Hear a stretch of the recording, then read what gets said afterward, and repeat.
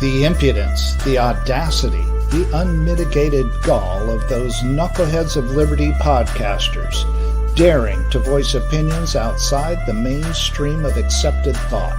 Listen if you dare. It's angry, it's funny, it's even sometimes sad, but it's always based on freedom and justice, as you will see. Here's our host, Jason McPhee. Welcome to the Knuckleheads of Liberty. We're coming at you on May 11, 2022, about a year and a half into just a horrifying administration. But again, we have a special show for you today. This time, we're going to talk a little bit about Free State, maybe a place where you might be able to get away from some of this awful authoritarianness. But before we jump into that, let me introduce you to our panel. In our upper left-hand corner, we have Leon, the word Brathwaite, last word in Liberty. He is a retired engineer in the state of California. In our lower left-hand corner, this time we have our screaming eagle of freedom, Tim Everett. He is a pilot in the state of California. And in my lower right-hand corner, we have our special guest today. He's Dennis Pratt of New Hampshire and Project Free State and PorcFest. He just wears a whole bunch of hats over there. So we're happy to have him here to talk with us a little bit about that today. But we've had Dennis here in the past to talk about Project Free State, and it's been such a crazy time with COVID and authoritarianism. We're kind of curious to hear how things are evolving over there with the Free State Project. I guess, Dennis, we wanted to hear a little bit about what's been going on with current administration, just all the terrible stuff that's going on, inflation, everything else. How's that affecting the Free State Project? And are you guys seeing yet more refugees showing up at your borders? Refugee. Is your southern border open? We've actually been talking about setting up some sort of underground railroad to get our Canadian friends in. They're actually lined up on the border trying to get in. They're like going, "Let us into New Hampshire, please." Those poor bastards. Oh my God. It's good business. Totalitarianism is good business for the Free State. I tell you that. This whole national divorce, where the national migration, where conservatives are moving to conservative states and progressives are moving to progressive states. Yeah, I got to tell you, we started this whole thing. We said, the Mormons started it,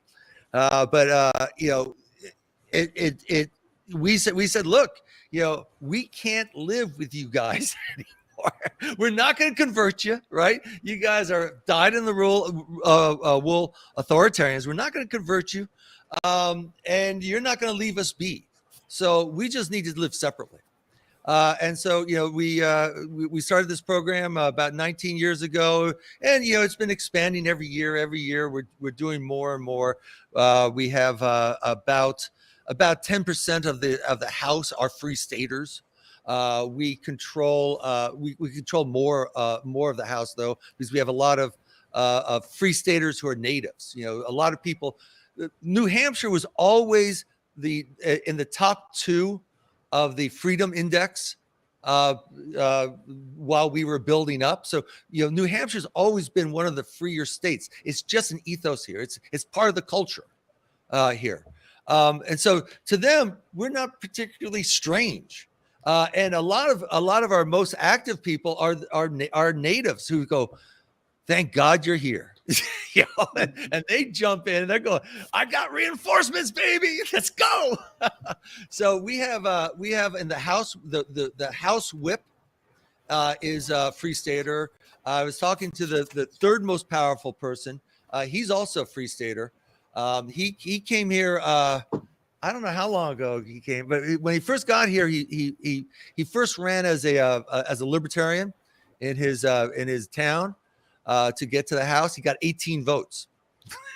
And then the next, he smarted up. The next election, he ran as Republican, as a Liberty Republican, and he's won five terms since then. He's now the third most powerful man in the House. So Dennis, when you say House, you're speaking about your state legislature, right? That's right. Okay. Yeah. So we don't really pay much attention to the federal, just because we've kind of. The Free State Project is for those who are less optimistic that a mass conversion of 100 million people will occur. 100 million people who have been indoctrinated since childhood in their schools and in all the media that they watch, that authoritarianism is the only system that makes any sense and that is kind and it's ethical. We just don't think that that's possible. So what the Free State Project is we're just basically saying, look, if you're a libertarian and you really want to create something free, come and let's do it on a small scale and model it and demonstrate it to the world. And that's what we're doing. So we're really focused on the local and state level, and that's where we're operating. We don't, what you poor suckers are suffering out there. My heart goes out to you. My heart goes out to you. But you ought to be living here. But then it's how as you construct or build this free state, okay? How do you resist the temptation to central planning? Because central planning is something that is deep within our I don't know if I don't want to say in our genes, but certainly in our psychology. How do you resist that temptation? Well, first of all, you're trying to central plan libertarians who are not particularly good at following orders. So, right there, it's not like you're central planning the authoritarians, the people who salute and say yes sir, and then they go running off and do what you tell them. So, the Free State Project, all it is, it's basically 5 guys on in a board, and then 2 employees. That's all the Free State Project is. And all their only job is to send out that beacon, that porcupine beacon. Come to New Hampshire if you are a base libertarian and you really, really, really want to create a freed society in your lifetime. If you don't want to do that, don't come here. This is we're really serious about doing it. Now, when you come here, people might come here and say, "Oh, well, what should I do?" And our answer back to you is, well, what are you excited about? What do you want to do? Because we're building social networks, we're building alternative parallel institutions, and we're doing politics, right? Those are the 3 big areas that we're doing. I'm really primarily in the social aspects. So the areas that I work on are community clubhouses, building out community clubhouses, and helping people do that. I started a bus tour around the different regions so that people can kind of come and they can understand what's going on, and then they learn about the different aspects. I have a coalition that I started and we bought an inn, right? That we can actually house people in as they're coming in and checking out the place. And it has dinners, what they want to be, what they want to do. We have the most active crypto usage anywhere in the country. Now there's a couple other countries that may beat us because their money has totally collapsed. Okay. But if you want to use crypto, we have people here who live only on crypto. That's all they only trade crypto. We have algorithm. We have markets that where we're trading products and things like that. So if you're really excited about that, you could be playing in there. But we also do politics, and the outside people, they really think that the key thing here is politics. And I have to say, I love those guys. I don't have the stomach for it. I just don't. There's a great organization called New Hampshire Liberty Alliance. And what they do is they review all the bills that are coming up. And they say, does this advance liberty or does it take away from liberty, and why? So that was like the first organization. I said, this is like a great idea. I've got to join this organization. I'm really going to help. And every single time I would start reading these bills, I would get so upset and animated. And I'd be like writing, go, of course this is wrong. And you can't be doing this to people. And so I just don't have the temperament for the politics and watching that baloney being made. So I contribute money to when someone says, hey, I'm running for X, I throw them some money. And then if they start doing well, I throw them some more money. And I say, God bless. And then of course, I'm building out these these Liberty clubhouses all throughout the state, and so these are places where people can meet and organize. If they want to do politics, they can meet and organize there too. So each person who comes brings a unique interest, Leon, and a unique skill set. And the idea is we want to free you and help you create that. Now, I tend to be more the entrepreneur kind of leader. So I'm the one who builds coalitions and gets over inertia and stuff like that. And we need a lot more of those people. Okay, those people are really, really, really valuable, because so many of us, I think, maybe it's a gene. I don't know if it's a gene or if it's just learned that you need to ask permission to get things done. The reason why I think PorcFest has really blown up, become so successful with is because what I do is I tell people you can do it, and I kind of light that fire under them. Now I'm not going to do it for them, and I'm asking them to do whatever it is that they're excited about. But what they need is that kind of extra impetus. I think it's going to be interesting if we actually create a free society and we have a couple of generations go through here. First of all, libertarians are the most entrepreneurial political group already, right? If you think about it, libertarianism says, yeah, we should be entrepreneurial in everything. Even in governance, we should be entrepreneurial. But I wonder to what degree people are coming in from the authoritarian 49 with that mindset of I've got to wait for permission. I've got to there is some sort of authority that has to dictate to me. That's one of the things too I wanted to ask you about as well, because it seems like it's a great idea to just come there and not want to have to do anything with government. But certainly there's always going to be those authoritarians who are going to try and ruin the party if you don't pay attention to them by passing laws and other things like that you don't want to see. And so generally, it sounds like you guys are making your most headway via the Republican Party, or do you guys have much success with the Democrat Party too, sort of getting them to change their minds on some of these things? Well, we should, right? Mm-hmm. I come from the left, right? I was an old democratic socialist before I found libertarianism, and I actually thought this is the answer. This is the answer. This is what we've been talking about, except we have a direct line to get there. We can get there. Those arguments fell on deaf ears amongst my compatriots. They fall on deaf ears here in California everywhere. We feel like we're almost like we're speaking to ourselves. Yeah.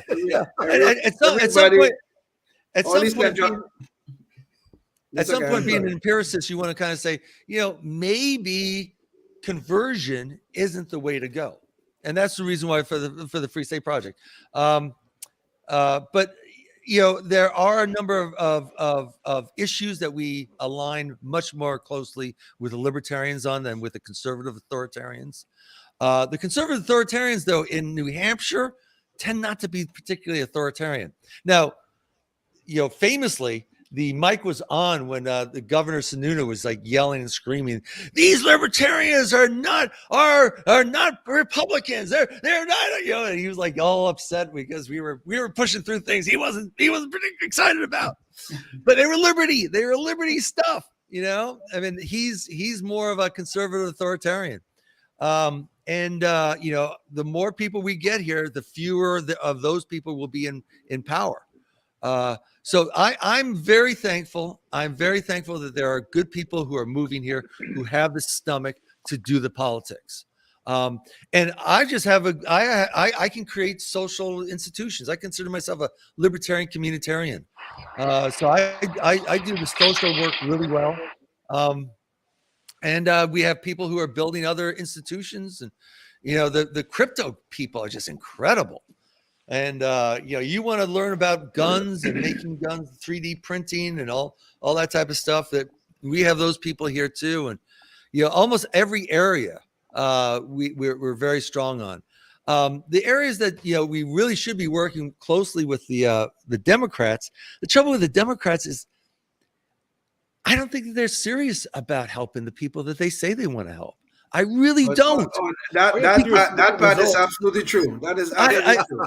I go, look, we're with you. We agree with you. We want to do the same thing. And they're like, well, I'm not going to work with you. I go, but we're more passionate than you. So there are Dennis, we've had a monopoly here of Democrats in California for the longest time. Yes. And we look around and I mean, it's everything they claim they're against is what we're surrounded by. I mean, we're surrounded by people on the street, homeless, shooting up with drugs, crime, just all kinds of stuff that they claim they're not for, but yet that's what we've got after decades of this monopoly that they've had. So anyway, I just wanted to throw that in there. We're sending as many of our progressives to California as we possibly can. We really want, well, because that's part of national divorce. They're not happy here. They're really upset with us. They actually organize protests in the street against us. They have organizations organized against us. They are so upset.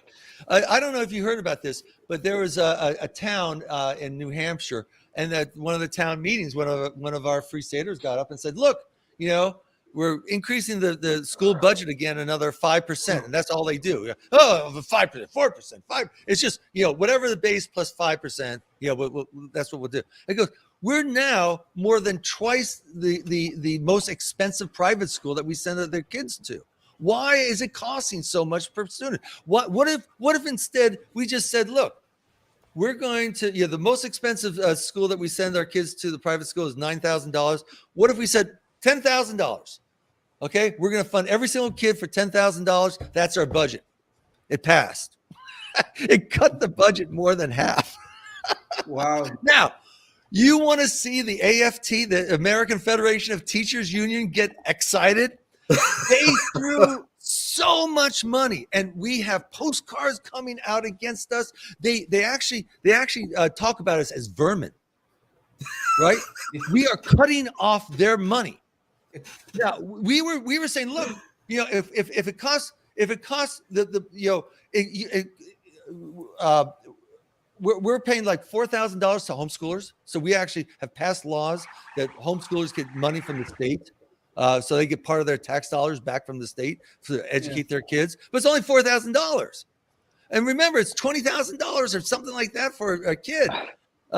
So but now we're in some of the towns they're sending their kids to various private schools, and they can send them to parochial schools now. The highest one is $9,000. We're saying we give you more than that. We'll give you more than that. This whole thing of, how cost effective it is and how, it's bullshit. I'm sorry.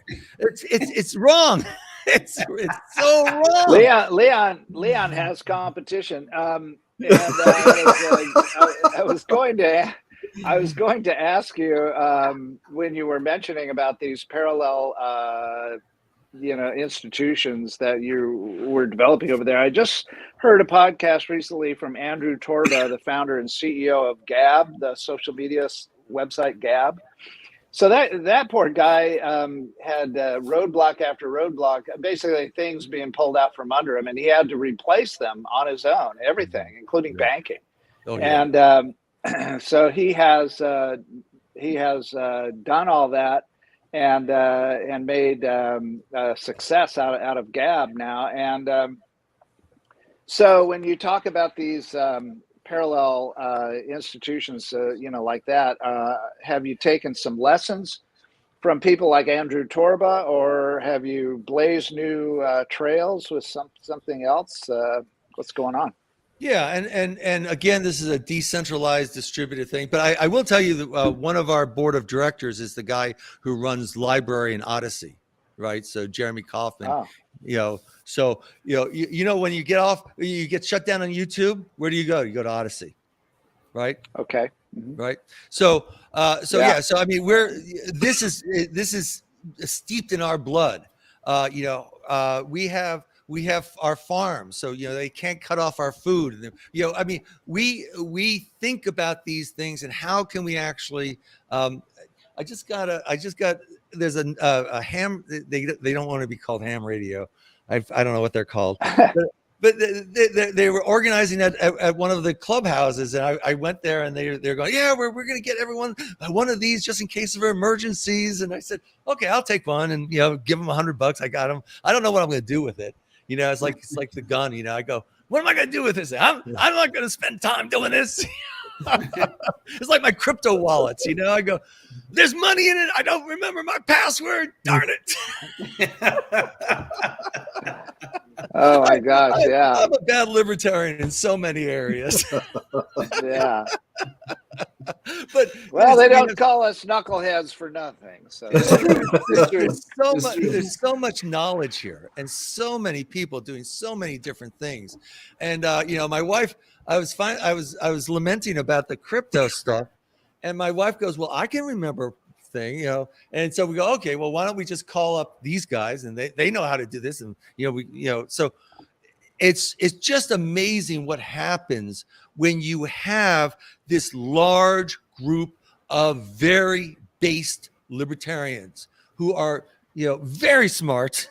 All people have such deep knowledge, they have such passion, and and we're not going to be cowed. The progressives think that they're going to cow us. They don't understand. We have people who have traveled halfway around the world from totalitarian governments and are here in New Hampshire because this is the freest place. They want this place to be free. You think they're going to be scared of somebody holding up a sign that calls us names on the street? That's not going to do it.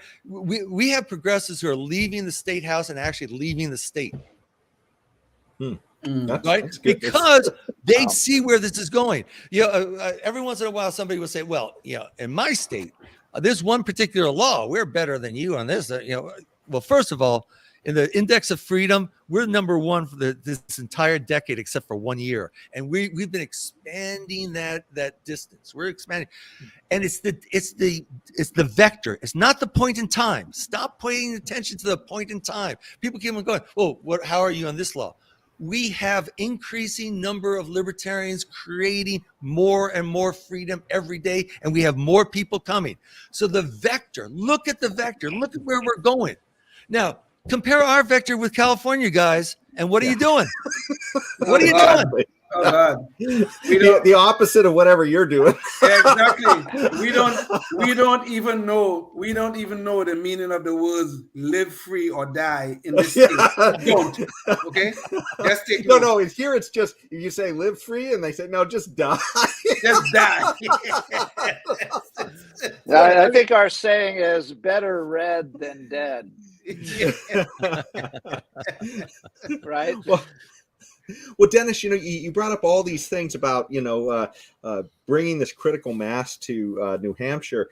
And you mentioned the schools, getting changes there in the schools. Are there other really exciting areas, too, that you guys have been able to make headway on with, overturning a lot of authoritarian laws? Yeah, well, so this last legislative session, okay, you want to hear the laws that we did? Listen and weep, California. So a lot of the stuff that we're doing is nullification of federal laws. Okay, so we basically become a gun sanctuary state. So the state and local will not enforce federal laws. You're not going to be able to keep Tim from showing up there now. He's on his way. We are a mask mandate sanctuary state. Our law enforcement may not enforce federal laws on those. We are income tax nullification. If you earn your money in New Hampshire, even though California is going to want to steal your money, we won't enforce that. We won't enforce that. When you move from California to New Hampshire, what you're going to do, because you do not want to die in the place that you live in right now. You want to actually feel freedom. You want to breathe. Jason, this is an actual physical feeling of freedom. I have never breathed more easily. You're there and you're with these knuckleheads and you guys are going, damn, I thank God I'm with some knuckleheads. We have knuckleheads all over the place. We spend all of our time with knuckleheads. Well, and the sad thing is to let you know how it is a little bit here, you almost have to be underground as a knucklehead here in California. We're all connected remotely from across the state. I mean, Tim is on the other side of the state almost for me, and Leon is sort of bouncing around in between. It's just like, your connections are really sparse, and if you're progressive, then everybody you bump into practically. This show is doable on ham radio, but it's a little bit tough. And to get Dennis on the ham radio, that's a beautiful backyard, by the way. And to get Dennis on, and notice the shadows are a little longer than they are out here in California right at the moment. And to get Dennis is going to have to use his cell phone to call his ham radio expert to find out how to utilize the ham radio to get on the Knuckleheads of Liberty podcast via ham radio. Yes. So I just wanted to show you. So that's about a half-mile swim. I can swim across that, and on the other side there is a Liberty Clubhouse. Knuckleheads. Okay, that's not my Liberty Clubhouse. I used to belong there, but I started another one. The other one is about 15 minutes up the road here, and that's another one. So I've got 1, 2 Knucklehead centers, and they're doing events and all that type of stuff. We have multiple events every single day just on our public calendar. If you go to fsp.org. and go to the calendar section, you can see every single day we have different things, whatever you're interested in. If you're interested in knitting, there's a knitting group. If I think they call it Stitch and Bitch. Stitch and Bitch. I love it. That's great. Do they have any? Is coffee involved in any of these festivities? Yeah, there's actually, I think there's a coffee group, but then I help run a debate series. We run a Big Liberty. I run a Big Liberty Ideas group where we have big questions, things that are kind of controversial, and we get people to come in and talk about it and then break up into smaller groups and things like that. So you could spend all day. When I first got here, so I've only been here for 3.5 years. I've been here for 3.5 years, and I love it. I have almost everyone who comes here tells you their biggest regret is that they didn't move earlier. Okay, because there's a physical release in my chest, knowing, okay, I'm here in the libertarian homeland. I'm not odd. It's like if you were Jewish amongst anti-Semites, right? That's what you guys are. You guys are the Jews amongst anti-Semites, and everyone there is What an analogy! What an analogy, Dennis. And we have it that good. You guys have a Star of David on you, and then all of a sudden you move to Israel. You go, hey, it's not that weird being Jewish, but it's actually worse for us because at least for the Jewish people, they have synagogues that they can gather in and things like that. You guys, what you're doing is all virtually because you're like thousands of miles away from each other. There are people here who do not interact with non-libertarians. There are people here who they spend all their time. And so every single day when I got here, I said, okay, I'm going to travel every day to a different event and just meet people and see what they're doing. And I traveled all over the state, meeting people, learning about different things. And it was just so much fun.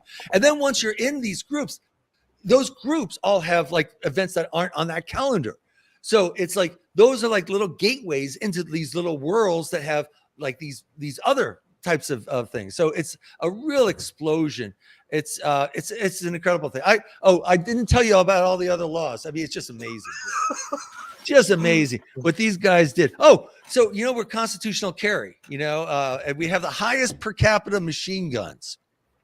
We're this far away from pocket nukes, guys. This far away. But by the way, we're kind of over our normal time for our listeners. This is sort of a little bit of bonus time, but just give us a few more things, Dennis, and then we'll wrap it up. And maybe a few more minutes. So. I still thought that we were only about 10 minutes into this. Sorry, guys. That's okay. Usually our second show doesn't go to public access, so we can just go over a little bit. But it's great here, and it sounds like fantasy land to us out here in California. Really. So we got constitutional carry here, and everyone's like all excited. Well, you know how the authoritarians are. They passed this law. There was some stupid law on there that you couldn't have a gun on a snowmobile that wasn't part of the Constitution. So we finally closed that loop. So now you can carry on foot, you can carry on your bicycle, you can carry in a crib, you can carry in your car, and on a snowmobile. Now, we did a lot of stuff on shutting down the Governor's Emergency Powers Act. That was how. How your governor, all these governors have these emergency powers, especially like Governor Whitmer. We heard 9/11, and nobody thought that they would be used for this stuff, right? Nobody thought that it would be this abused. So basically, we're shutting those doors down. Now that we finally got back into the House, we're shutting those things down. That's awesome. So many things in terms of reaction to the craziness. So ivermectin will be over the counter now. The doctors and pharmacists won't be again. They cannot be attacked by the state for making off use recommendations for FDA approved medicines. So if they were to say, "Oh, why don't you try ivermectin?" Well, in other states, they can actually lose their license. Yeah. Right. So we passed a law that says, no, you can't do that in New Hampshire. You cannot lose your license over that.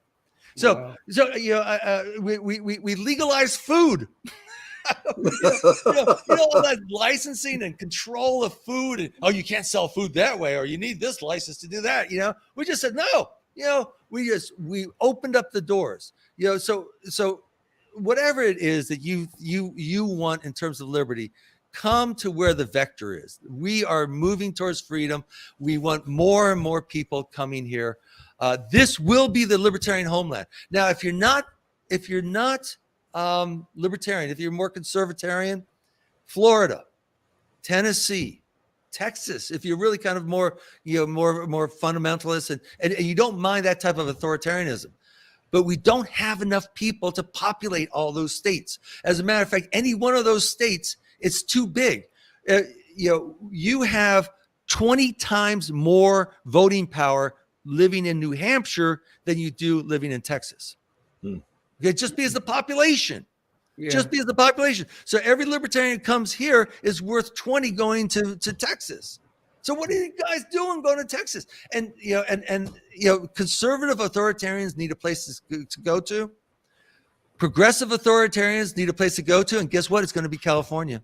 Oh. One of the places will be California. Libertarians deserve one place on earth to go to.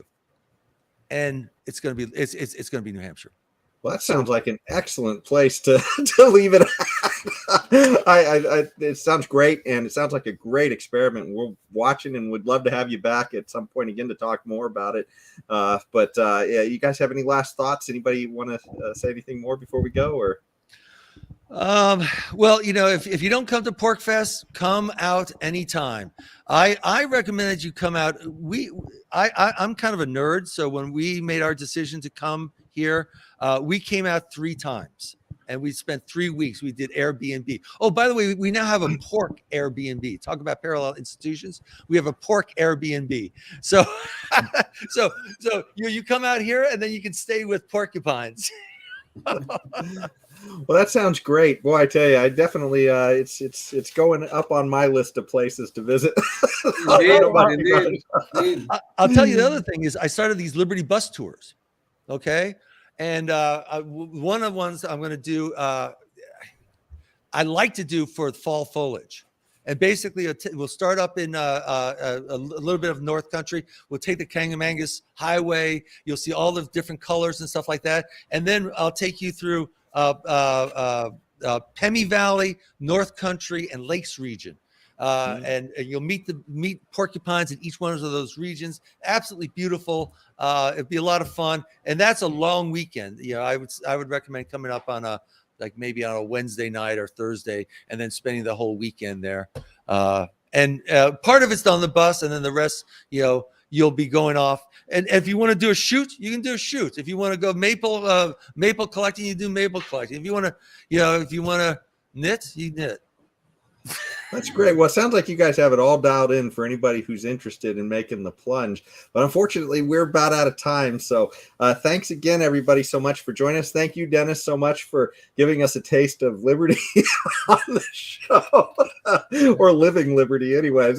And for all you out there watching, join us at the next one. Until then, stay free.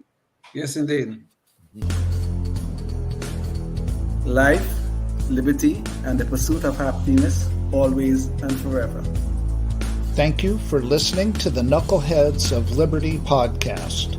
Find us on Facebook, Rumble, YouTube, your favorite podcast network, and at knuckleheadsofliberty.com.